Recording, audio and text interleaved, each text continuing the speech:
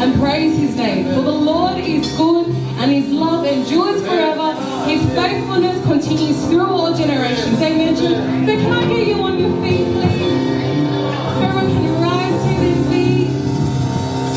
I just want to, I don't know, I felt in my spirit that I was very thankful this morning when I woke up. So if everyone can just look up to God and say, thank you, Jesus. Thank you, Jesus, that whatever we have come through this week, church, whatever we have financially been going through or mentally or whatever, that we are still here and it is only because of God. Amen. So thank you, Jesus. And as we get ready to enter his gates with thanksgiving, like it says in Psalm 100 verse 4, let's get ready to open our hearts, to lift our voices, to lift our hands as we get ready. Amen, church? Amen.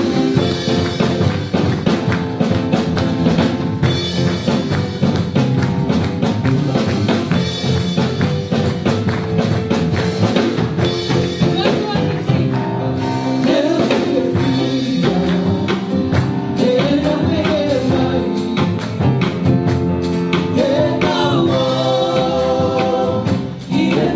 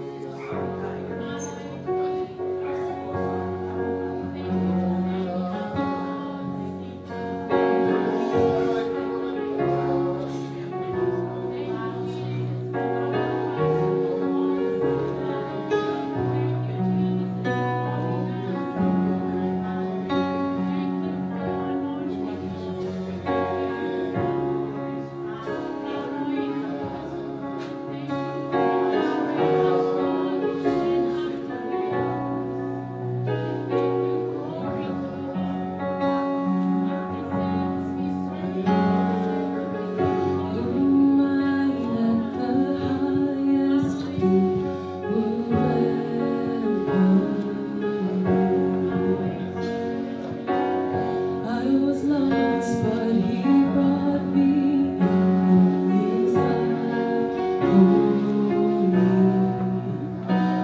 His love. Who the Son sets free, oh, is free indeed. I'm a child of God. Yeah.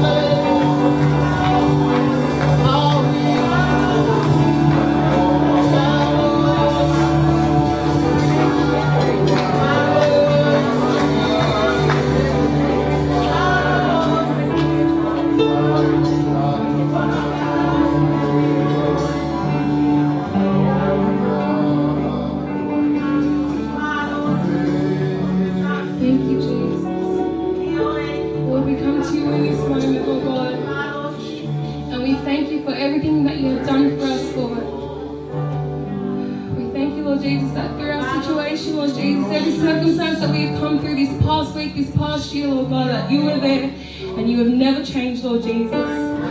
We thank you, Lord God, for everything that you have planned for us, Lord God. We thank you, Lord Jesus, for everything that we've gone through, Lord God. We give it all to you, Lord Jesus. In your mighty name we pray, amen. Amen and amen.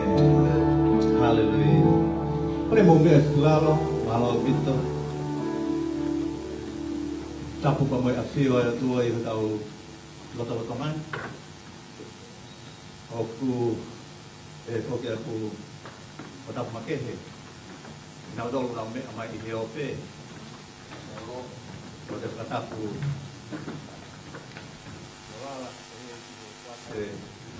Wala kata iki wate ti koni pe kau taki hono katoa ai potu ngawe ya o pe kita mai mo fae a o pe kita ufanau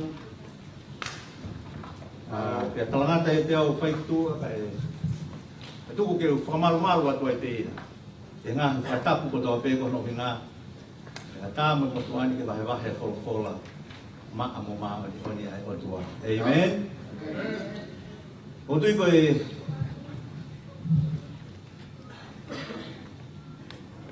whakaukau hange o ku mei osi atu ai pandemic ko ini tarsio te lockdown na berkuane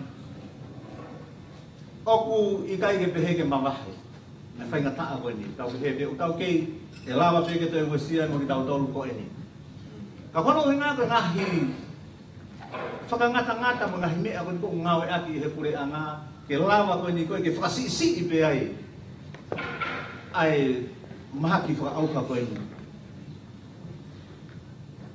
Pea opune toi tau whakapau kau, toi whakafoke ki tau tolu ke taimi ko ni koe, ki tau tolu koe ni. Panic buyers, na walo whakaifu I kotoa so pingi ko no ngaka na usi. O kuiai e whahinga a mea kuni hanga o teke ki nau tolu ke nau whai alaka koia. Amen? Amen. Pea oku, poko tui kwa toko tako tau ni lawei. O mo oi pe mana. Tata we pe ku ke tui pe ku ke ta tui. But there is a reason I believe for those people who go in those panic pious people out there is a reason for them to do that. O kuai hono hinga ai na ufai ai me akoia. He kono hinga o fatatau pa mo ata kai kono. Ai he tai mi tatau pe. Ko me ako mai ka te ke te au. Ko hinga lahi ke nau whakatau kon koe mea, ke nau kei ko ui o au ki a bongbong, o ki lolo atu. Amen? Te umahalo ko nau tolo te nau mau si ko mea kai, te nau mate wawe ki nau tolo ko ospe mea kai ko nau osia. I think that kind of mentality, whainga whakaukau o nau mau. I he taim ta tau pe, ke te tau tolu, o tau pe, o tau tui pa tau falala ki he eki pe e pave mai pe tuai mai a e tau mate ko we khame ai ke mahuinga ka te tau do amen ai lahi e me kai tu ka lahi e so pingi mo me a he tau ko pate ba mo ai si mo ni ko me au mahuinga pe ka hoko mai ke mave mai ko me ai ki tau ilo ki tau do ko me a pe tau ilo I o ku kai ko mo ui ko tau fa lolo ko fa tau ko so pingi ko nga pe fa lolo pe ke mo ui he mama ko ni amen. Hata mai o kuiai apia ko si teu ia. Eki ko si su ka ai si. Hallelujah. Ko apia ko ia te tau o mo ia ko ke te osi. Amen. O ta ngata, te o ta ngata. Ko hinga pe o mai ka te tau tolu fe ke whakapapau I. Ai mo ui. E ahon. O wai ke pehe ke whakapapau ka whalala ke konga mea kai hange ko whakatapu pe whalala ke mea ko ni ko tau sio o ni hanga whakamalo hita tolu ke tau tolu mo ui ki a bongbongi. Whewhea mea ko ni ko o ku tolonga o ta ngata ke whakamamau ke ia tau tokanga. Amen? Ko ko ta hai whakaukau ne omi koe ka te au ke tau toi whoki ai ke tau manatui ke tau kaweinga koe ni ke tau tolu ke tau koe ni. Nā tau ki I. Motohi atu kono ina ba hoko mai ngahi me ako ni pia pai lahe fele liu aki. So I decided to go back to our theme for this year. To manifest the power of the Holy Spirit in you guys, in you people, in more lives and save more souls to His kingdom. Ihe whakamalo hit aki, alau maria ko ia otua. Pakotui na osiai ngahi, na taulene mai ihe fua pe mo ngahi mea ofa, kako faamu ke wahe ihe fiafi ko ini, whekau aki pa mo whaakataki. Amen? Patience or long suffering.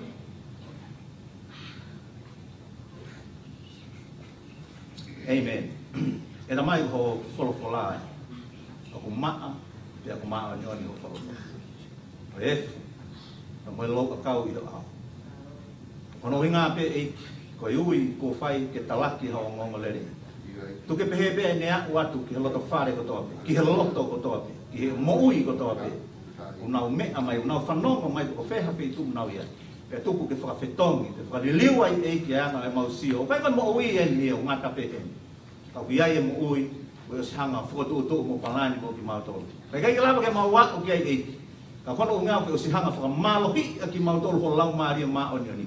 Whakateunga ki mautolo ngahi mea ofa. Ngahi fua, kono i ngā ke hāsino mai e mau mo ui. E ko whinangaloi e tamai, ke pehea e mau nofo.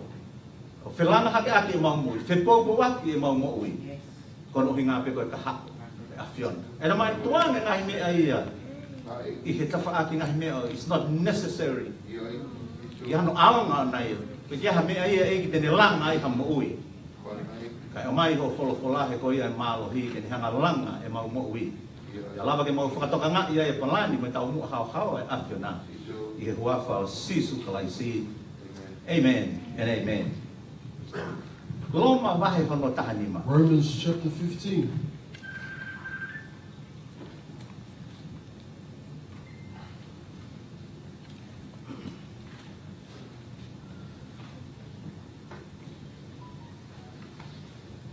Tala mai wheko wholowholaga te tau dolo. It says in his word for us Koe whaakātaki, that patience or long suffering koe whaatupu ia he otua.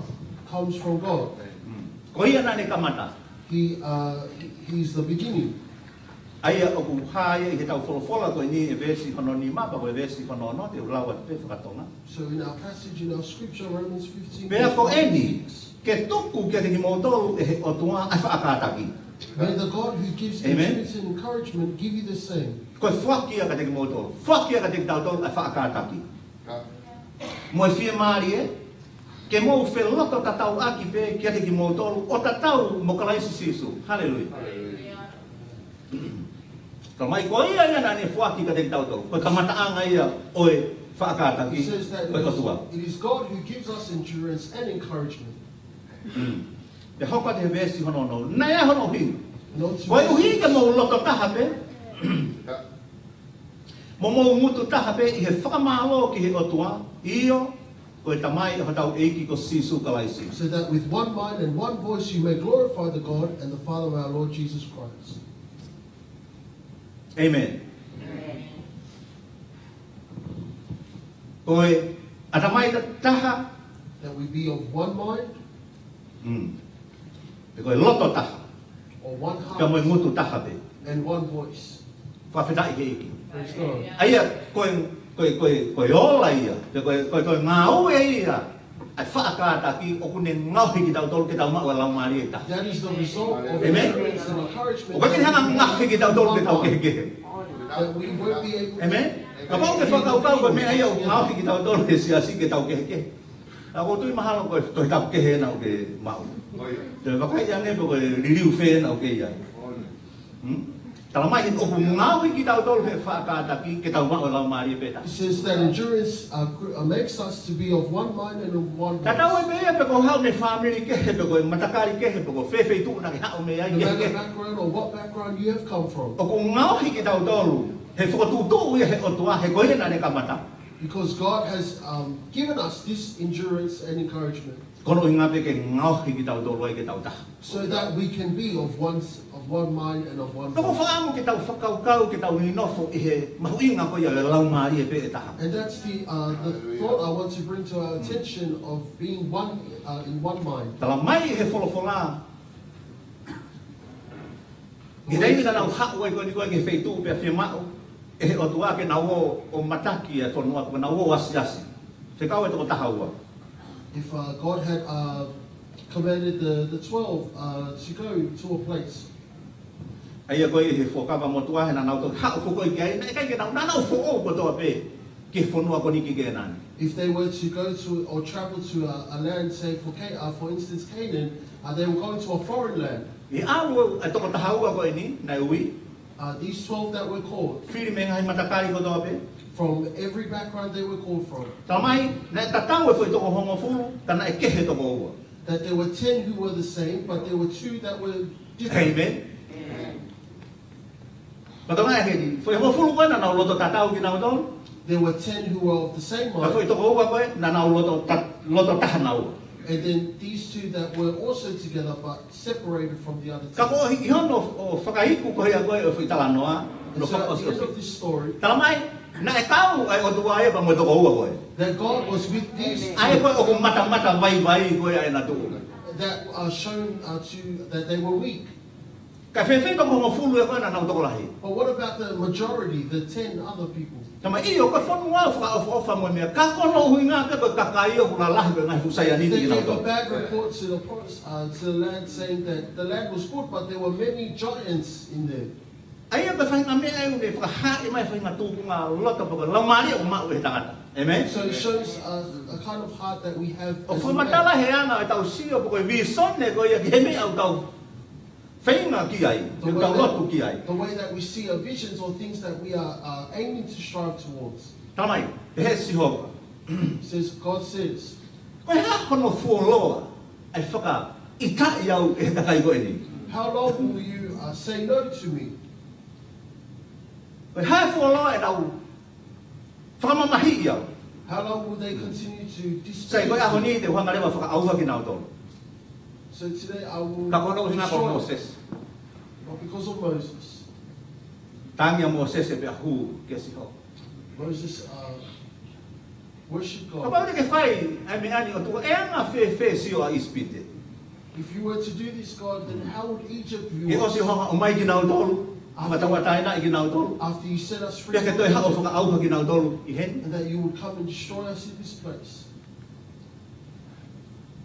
Hangera ta io, te u whakahauwhi ki nau tolu. Ka koe whai toko wabe. And God said, I will protect them, but those 2 you gave a good report. He kono hinga na e malohi ai na tuu, he na tuu he mooni ai o tua. Because it was stronger in what they stood He nei kai for. ke na tuu koe whakaloto si, kana na tuu koe whakaloto lah. They didn't stand to put down, but they stood to be an Pera mai, he encouragement. kono hinga pe ko ke repi, Because of Caleb, na ne mau e lau maari o make. he had a Wow. spirit that was different. Na ulawa ta ne asi. I went yesterday. Ono fo manatu, tau toko ua koe whaiwhekau a ke lepi vive i koso. To a service that remembered our dear brother, our late Whahoko no family. pastor, Pera hau ke ka whaiwhekau New South Wales and and other pastors were there. Pea koe historia tāpuaki. He anga e tala loto mo ngahi. Testimony a ki nau tolu na nau ia. And the testimonies of this this late reverend were great. Ka whaiwhekau nau ngau i he taula. Other pastors who had worked with him for many years. Pea o mai ai ka mo e ne mea na e whakamamau ki ai he fo i tau e taha koe ni mo osu. And there was something that they brought to attention of the past 11 years of his life. Ai wani hanga li liu kone u whakitohi koe ni u whakiholo. Ki he whakatonga, ka mo u matakai ke he i he Pasifiki. In how he was able to translate this devotional book for the Tongan people. Tui tō lahe te mo tōru heni na mo ngāu e whakataha mai i he kōhiri, hanga Sister Leon, mo lohi le rea whakikau. I believe many of you were also under his leadership. Pena tōk sio ke kamata anga koe ia e haku e tō taha koe ni o moku i. But I saw at the beginning of how this man came E to whaina, know God. make he pe koe e talo e ne moku i kono tau taha o noi. tumo high school ke tong high school. How he came to know Christ at the age of 16. Umay be I he hui ko ni ma o ni tua ke mo hui. Even unto this divine calling upon his life, Na ne ke mate haki I be mo le re. he was still adamant to Na share ke the how gospel. a ne mo hui ana he de. He wasn't a perfect man. Ne ai ngahi whakatanga mo me he tafaaki ko to abe. There were many things he came through, Na ne tu be he mo ni ko ia fasisu kalais. but he stood on the truth of Jesus He Christ ko lo ngana makehe ai mo. because his life was different. Pe ko salute ki ai. And I salute him He ko lo ngana te na to una mu atu. because of those Amen. who have gone before Una us. hako ko fa ko sipinga. Una hako ko fa kati ang. They have become an example Kata kita utol ko tau ke ko to. to us who are still on this journey. Ko ba ko ha me tau to fa vai vai. Why do we continue to be weak? Ko ba ha me tau to pi ko to oh ia e tau laka. Why do we continue to be Ba ha me lazy? tau to fai lo to ai. Ia nga wa e ki. Why do we continue to Kaka kita fai tala mo our fa. one, but Amen. instead of being obedient to God? Okay, ia loto fia. He ko hinga ko fili ko ia ne tu uga te ko fili au na ko ba fili au. Amen. Because the enemies that face us are enemies of God. Ai Moses ek owa Moses pleaded to God. iyo e ave ka ko to ko wa pe ko ni te na. Ko fai na lau mari ia na makehe. That is the spirit that Tong fai na lau mari o to tonu ke ni o mai ka te ki tau toru. Mo maho inga he taha. a spirit that is Maho inga he taha e mea ka hake o mo maho inga pe fai ka ia no ai pe ke mo me te vete pe ngā ue e ki. that we have a Hey, spirit that takes oa. importance in being Tala one. mai ka ke kam whakamo veu reu e ngā ue. Because if we are to E ai ke disobey hotu God, hao. O ko kai fu ambe wana hoko mai a ke siasi o eiki. Amen. Hoko koe pou pou. Ke lana hake. become an encouragement to build up. Tamai, ihe loma po koe pahe ano taha wha, po koe vesi ulua ki, ke vesi ano wha. Romans chapter 14. Tamai, verse nai ai 2. hono hinga, hono o mai koe ni. E paula koe ni koe, ai mahu inga whakataki. This is the importance of why Paul brought the attention of endurance. O kalamai, nai ai e whahinga nai maalohi. There were Ihe those e ki pare, e whahinga na nau vai vai. and there were those who Amen. were weak. E whahinga na nau weekend, nau sa ia na kahilan mata. There were Nai those, whahinga na nau, kai noa ia na kole mea kai ko tope. there were those who only ate Amen. certain foods and those Kau mai, kau mai kono hinga e nau kehe a ki nau tolu. But it isn't Ke the mo sio reason la loi ka that ki nau tolu. you would look Jadi down pihe on koe them, buke ma oni ang koe kasi mo tu ako fa fa pe. that you are better righteously than them. Tamai Paula, ako na. He lo e Paula ia ai mo ui ko ia ai faresi. He koe faresi, ko siui. Paul knew that what a Pharisee was like because he Amen. himself was one. Na tamai na koe whakatokang na mai a sisu he tohe mati. And Jesus brought to attention in the book of Matthew. Na kono whakatata to tonu. Amen. Tamai sisu ko ginau tolu koe ni. Jesus said, these people, Oh, wa apito na whakatau ki mo tolu ki ai. don't Amen. be like them. Te kono na na saya pe na tolu ki o ma no fo hinga hisea koe ma o lunga pare lo tu. Because they like to sit in chairs in Saka nau high kau ke places. papliki. Nau kumi pe ke ngai mea koe. Ai koe te nau hai koe kitua. Or if they were to be in public, they like to show themselves off. Ka koe loto ka kia whakataki. But their heart has no enjoyment. Mahai loto ia. Ihe. Au tau whakangata mai koe. Ai koe tau whaka aringa lelei pe kitua. Koe whakamata lelei kitua. Or that we will just show people on what's good on the outside, Ka hui kai ko loto. but yet inside of us, Amen. Mahui nga au pito. it is important. Ko pa wa filimisi ko ka so sai aringa lelei atu a ia ke mata lelei atu. If it was a beauty competition, Ko koe wa filimisi ata. but this life is not a beauty competition. Ikai. Hallelujah. E koe toko tawhai sivi o koe ki heni. Because the great judge is not here. O koe ki la mini, o koe ki lava ko si o koe ka kune a fio hipo. You can't see him, but yet he sees us. Tamai o wana a whakatata ki mo tolu ki ai. Jesus said, Amen. do not be. Pada nau saya na toke hui ki nau toke kau la pai, toke kau whaia. They like to call themselves rabbis or teachers. Ui a ki peho hingoa o koe a koe. Amen. O te ki whainga ke tatau mo hai mo hai. Don't try to be the same as other people. Hui pe koe ko koe pe. E talamai ka, ke koho mo e ki o taha pe. Tahape homo eki. Your Lord is just, it's one. It's not many. Your Lord's not many. No, it's just one. One Lord. Kokalaisi. Sisui. Amen? Kamay pakahutaki mo o tahape mo hutaki mo Kokalaisi pe ba mo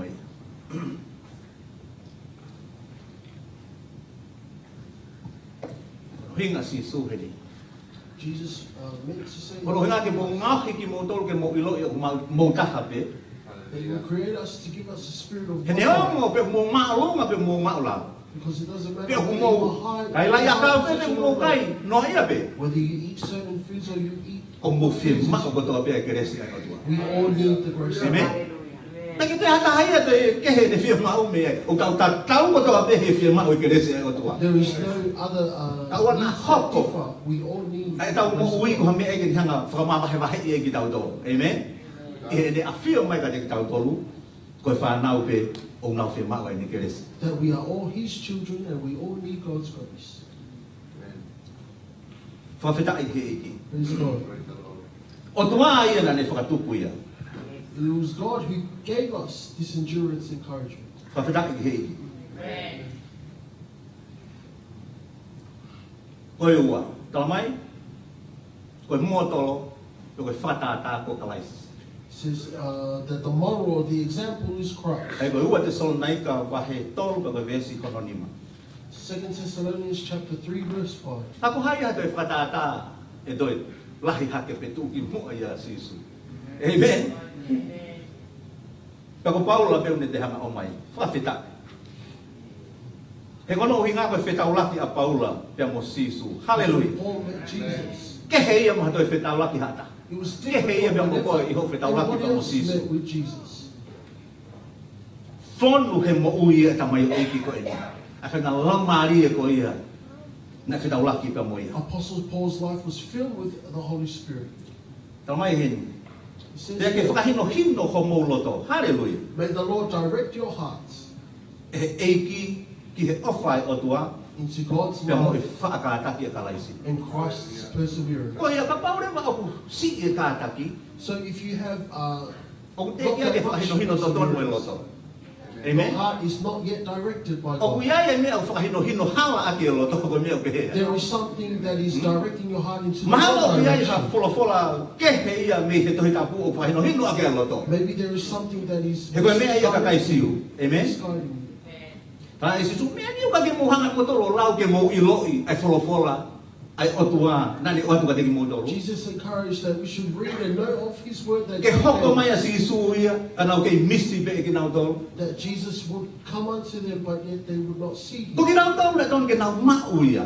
It was them that should Ko ki nau know tolo le Him. ton ke mahino ia. It was them that should understand Him. Ko ki nau tolo le ton ke mau e ho nau loto. It was And them then that praise should know it. His heart, Kana nau misi pe. but yet they did not. Tamai Paulo. The Apostle Koe Paul said whakatata o taha pe ko kalaisi pe. that Christ Hallelujah. is the example, the greatest. Ki he malohi, i hono, la vei e le mo ui, i hala ki Damaskusi. That how he was Wow. convicted on the road to Damascus, Ta foki, ada mai iki, and the apostle will turn to Christ, fou ia, alu he hala ke. and he chose the right way. Tamai, koe kātaki ia e kalaisi. It says the perseverance of Christ.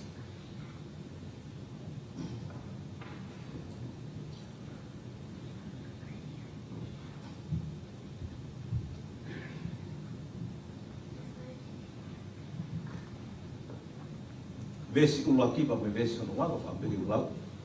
Verse 1 and verse 2. Tolo ni.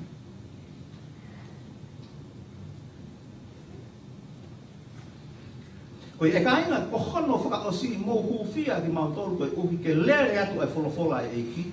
Pea ke ongo le le ia o hange ko ia te ki mau tolu. Hallelujah. Amen.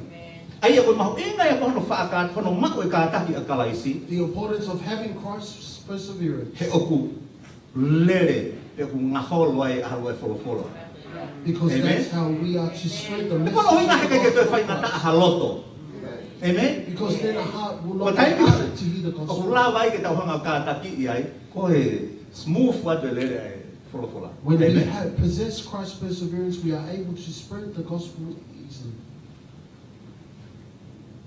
Now mai kono pala mai he kono hinga na ke mau e tui I whahing. It was the problem because some did not have faith. Ngahi lau mari e na ka gelele. There were then people who Pero mai pana fia mau e lotu ia ke kuna ia. and that they needed prayer to overcome. Kalau mai si su io te ke hanga pe fa haufi ko. Ko me pe fai ko ta foki mai ke dia. Jesus said, I'm able to protect you and guide you. The only thing is that you turn your heart to me. He kono mo ni ko fa ta ka lai si. Because as Jesus being the great example Ai fa ka ta ki. of his perseverance, Christ He kono hinga he na malawa pe ke te. because he was able to overcome. Ke ui hi fo ka hange lo ke ha fa haufi he ko si. Amen. He was able to call unto him. Malawa pe to pe ke hifo o fa haufi ke ko si. He could have been protected while he was on the Ka cross. ko fe hui ka ko hai te na fa haufi ko. But then he would be able to protect us. Ka pa na hanga fa haufi. Fa ka ka wa If he ngi. was saved. Amen. Ko hai te na hanga fa haufi ki tau tolu. Who would be able to protect Ya us? ke lau ko fa mari ya me tapwa. And that you Ko count ha that moi as he e ki ko your si su ka. second opportunity, as your second Te ko chance, ia ai si pinga ko ia mo to. because he is the greatest example. Ai kai. Tau alu ko to be sa do ke fitu o kai ki tau loto ke tau alu kia. If Jesus did not sacrifice himself, we would all go to a place where we do not wish to go. Nane kata ki. Pela mai kai ke kata ki ibe kana e kata ki fuolo. He endured and he persevered for us. Na don ke hui ko tau hima ko kata ki fuolo. We should call us endurance, Amen. perseverance. Kata ki fuolo.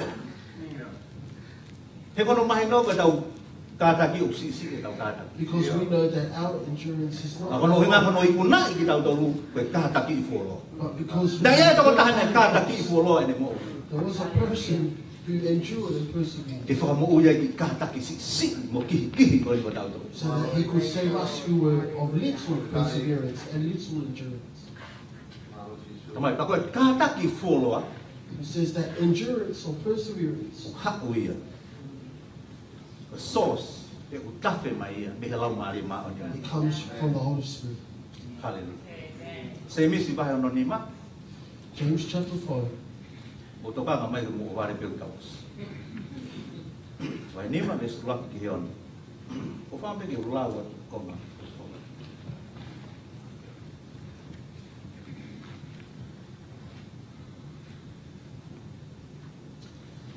Bakai mai aki mo tolu o ku koloa ia.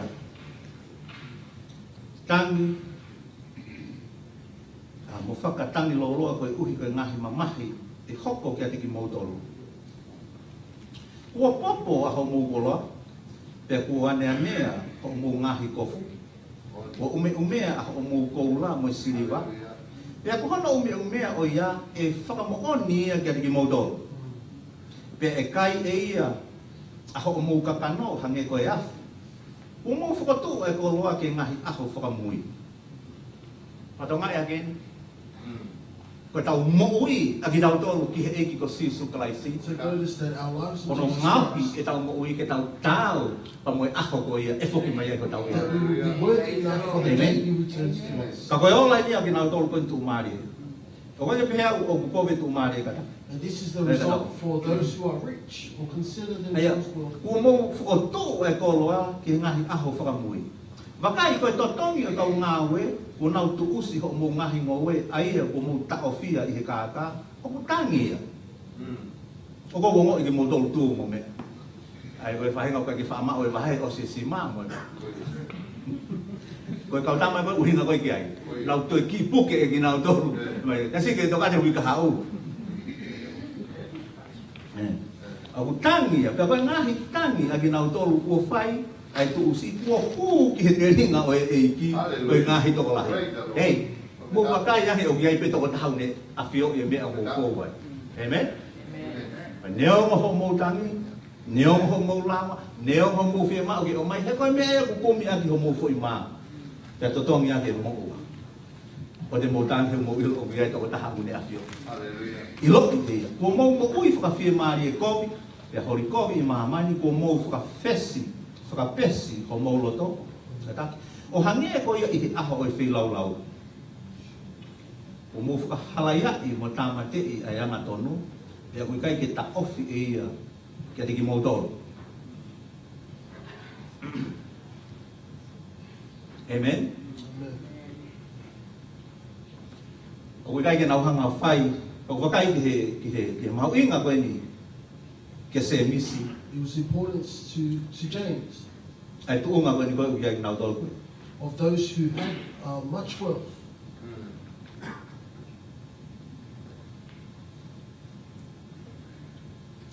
Veso no fitu pia koe ia e tainga ke mo whakataki o aku ki he ha ere mai ai eki. Wakai o tatari e tangata tau ki ngowe ki he fu lelei o i kere ki he fua lelei o i kere pe o tatari fu loa ia ki ai kai oua ke ne mau ai uha mua pe mo uha mui. Hallelujah. Kapitari he eki. Amen? Tau mai koe tatari ko e ni, He says that patiently waiting, James chapter 5. koe rea o ngāwe a ki koe mea, koe tatari o kuke o si mau e koe. It is waiting that you have already Amen. achieved or attained what you're waiting for. Koe fua ia koe o lau mare, kuke o si mau e koe foi fua, o kuke tatari mo ia. That you have already the fruits of the Spirit, Ka but, you kono are o waiting. ngā koe a takai koe ni koe, o kau nofo e koe ni koe, i he taimini, i he ahoni. But because of our surroundings and our current environment, in Whai this ngā time, taa ka te ki tau toru, it is very hard for us ke tau ilo i o tau maa. Amen? that we know we have the fruits of the Spirit. Mahalo ia taimio tau, di ake ki tau ka tau whina tau ke maa mai maa me lai seu mari mahu inga ngehe ahoni. Sometimes we put away No, the no. fruits of the Spirit. O si maa e koe e lau maari e, koe You ia. already have the fruits of the Spirit. O si maa e koe ia te koe. You have it within Puke you. maa o ia. Hold on to it. O te toka mo ke maa mo e lai seu. Puke e Don't koe worry e koe about the mini e mahu physical inga. things. Amen? But hold on to the fruits of the Koe ia Spirit. hia tene hanga whakamo ui koe. I he hoko mai koe ia e kovi. Because that's what will save you. Amen. Whakatata ke la tari ai tangata whaapu ke tangata ngowe.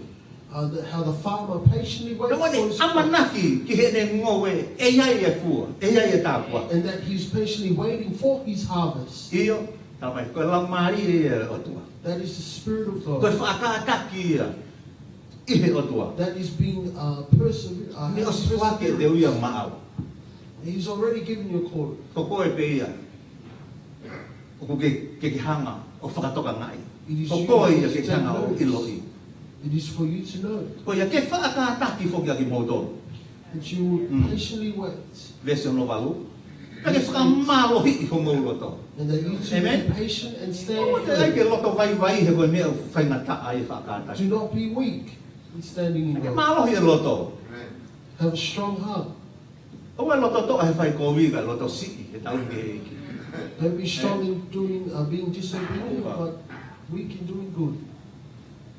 Whakamalo hi i ho mauroto. He oku whakaau o ofi ai ha ere mai ai eki. Wow. Because the coming of Oi, Christ kono o is hinga i e tau whakataki. that is why we must Kono o hinga seek ki he the whoki Spirit, mai ai ki tau ki. He ni pe. so that when Christ Amen. comes and returns Tunga ne to ngahi mea us, kotoa au he pandemic mo mea kotoa pe. all the fear Aua. and all doubt, Maho inga ai tau whakataki tau nofo ki he eiki ko sisu it's kalaisi. important we hold on to patience, Puke puke ho loto ai. that we hold our hearts onto O e whaawanga ke puna e loto ki orunga. Puke puke ai mo whakakaukau. hold our thoughts onto Jesus. Nofo ai. Wait there. Kai hangi a koe more ai. I There's kai au nothing to lose. ke mau kotoa e koe he puki o whaki kia te koe. You Amen? have all. O si Because you have whaki na mai. given your all to Iyo, Christ. o atu e kia te koe. Yes, you have already received the fruits Ka of puke the Spirit, whanonga holo koe moi. and that you are journeying along with them. Whawhita i te eiki. Praise God. Koe no hui ngai au ta mai. Pea ha, pea te tau i kona ai. And that we will be victorious, Te tene whakamalo hi ai ho tau loto. and that He will give strength unto our hearts. Ki oa te tau te hanga whakawhihu ia ki tau. Amen? E whega mō mea ki alo. Hallelujah.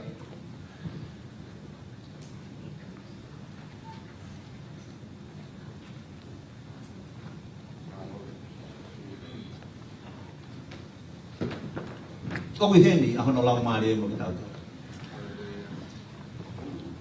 E ko tui pau ke whima halotu kei houa pa mo meniti koe ni. Koe ne whainga maari e ke te koe. Pau ke whima o ke whaiha whakalelei i ho roto.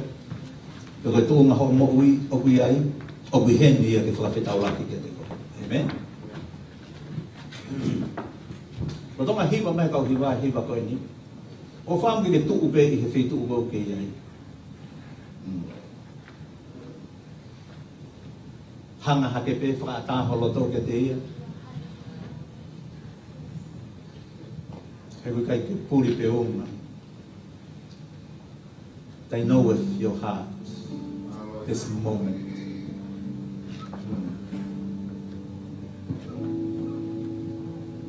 Hio. Kai kono whina ngawa o ia ki tau. Hiri anga mo ui koe ni. Kai tau alu. O mate tai mate. Ika iau pitu. Kono whina ngawa ki tau maua e mo ui. O lohi au pitu. Koe mo ui o whakatau ki mo ui o tai mate. Amen? Katau ai bepo kai haa. Ha mea ne hoko ne afi whai atuai. Te wheke tau whakangaloki ki tau tola ne afi. Focus on what happened in the future. E kono hinga ho mea lelei me te teo maafu. Papare ma tau te sio ki mui kono hinga hanga he mea ko ia ta ofi ki tau tore tau laka ki mua. We are not going back, but we are going forward. E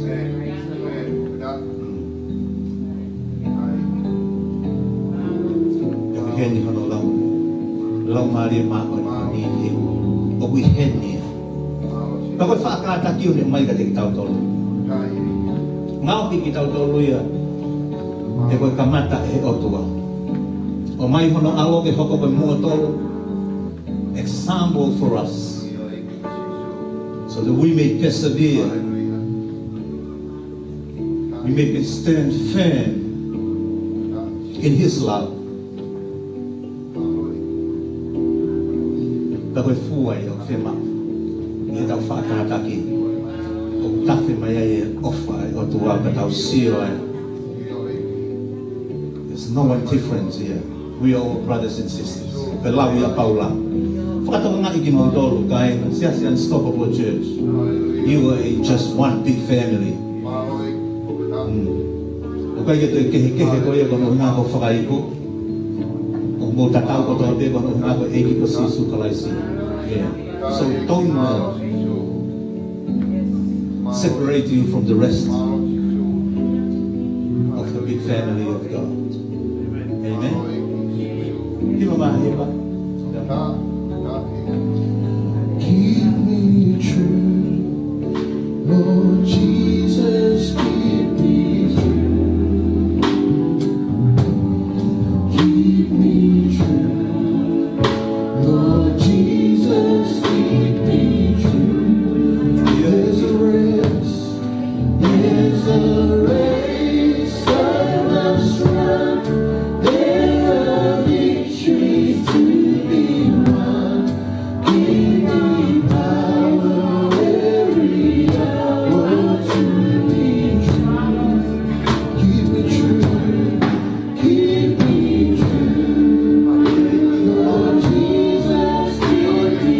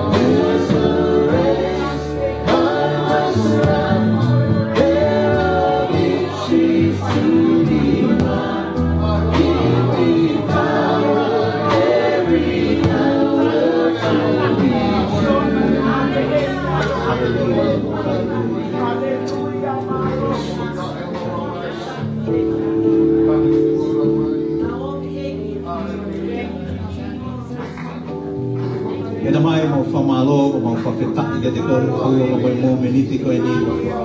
Koe whakatawa tāi nau ke whai ka te mātou.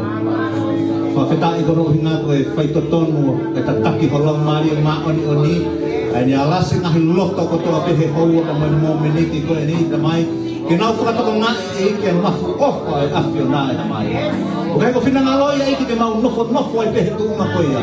Ki o te mahanga i loi hofo tuu hao hawa ka te ki mātou. Ka ko whina ngā loia ke mau tafoki. Ke mau mau e mo i koe au tau lofu u. I he wafa o sisu kalaisi. E ta mai ko hulo tū ia. Touch every heart is standing here in your midst. And minister to them, Lord Jesus, in whatever situations in their lives, oh God. Hallelujah.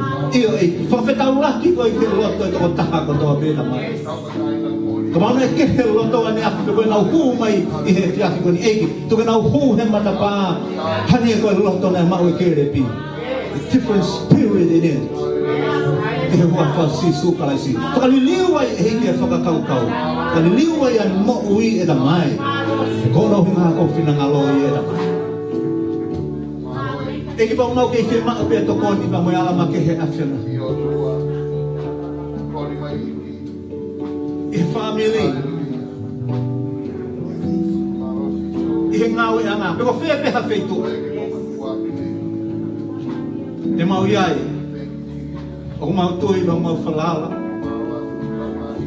O ke aomika te ki mau tolu. E whaakataki. Ke mau i kunai aki. E mama mo vete ko e. E kono hinga heka ke tuku e ahi ahi. E kai ke tuku hano koleki o e mau mo ui. Kako ke tuku. Ta whaaki ke pou ki mau tolu. Iyo, foha o whiwhine. E ke lava peke ke ki kuna ia. E ke lava peke ke whehangai mo ia. E kono hinga he koau na usehana whaki ke te koe me kofa mo ia. Koau na usehana whaki ke te koe fua mo ia. Ke whakahai mai iho mama ni iho moui. Me tuka e te mau ke hoko peko e koto tāpu aki. Ki ho mau mama ni. Ke lang ia e pe awhena. E wafa o sisu ka laisi ka tālu. Ka ko mau whomo. Amen and amen. Ke tāpu kina ki motoru e ki. Malo au pito. May God bless you all.